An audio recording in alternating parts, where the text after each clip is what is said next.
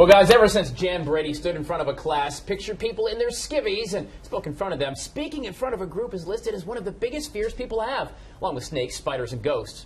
Maybe that's me. But as it turns out, there's no reason at all to stress. Pamela Eyring from the Protocol School of Washington has some simple things for you to do that'll give you more confidence than Steve Jobs when he unveiled the iPhone to investors. Good morning. Good morning, That was one heck of a lead-in, wasn't it? I like it. No, well, you don't have to worry. We don't have to think about people in the audience wearing just their underwear. Does that actually work? Because, you know, No. we all...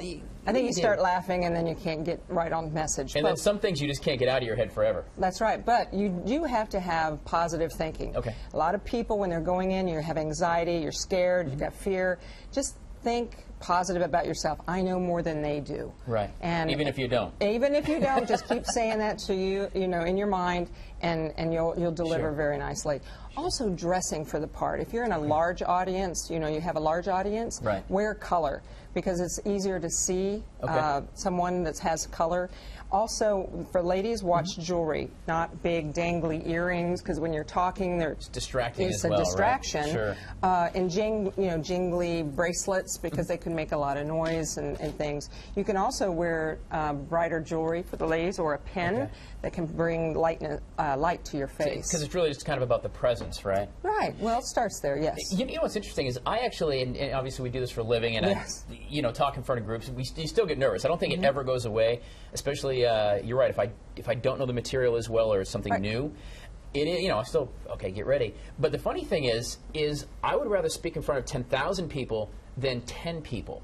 Really? I feel like, to see people, it's a whole different thing. With 10 people, they're going, we're watching. You know what I mean? It's strange. But a little closer for me, to them. Yeah, it's a little more intimate setting, I guess. But it's interesting. I like bigger crowds. But I guess you just have to really kind of just do it, right? Right, and you're being prepared, like you said, and have a good opening. Good openings or stories are really nice. Props, if you're telling about how everyone can be a superhero, and you have a prop that has something of a superhero, that's always nice. Or a video clip. I use a lot of video clips when I'm doing presentations, just to warm them up a bit. Right. So it's very easy. And watch the ums and ahs and so. And how do you get past that? A lot of people, and sometimes I'll start counting them if a speaker or somebody has a lot of them, and you're like, that guy's saying a whole lot. I'll start counting them, but how do you counteract that in you? Self-awareness, definitely. If you know, and have some, you have self-awareness, but have someone watch you. Say, hey, I'm getting ready for this presentation. I really need some practice. Right. And share with me what I'm saying.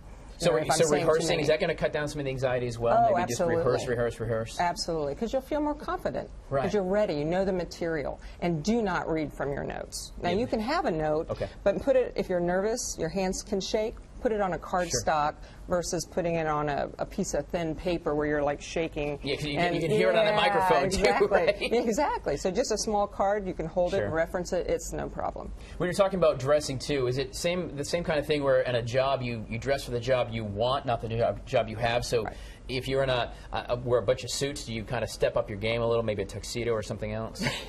I don't usually wear tuxedos or formals to a presentation unless that's the event. But if you're speaking to someone like maybe in the government, where it's a more formal environment or more formal type of career field, then you can wear more business attire, like what you have on.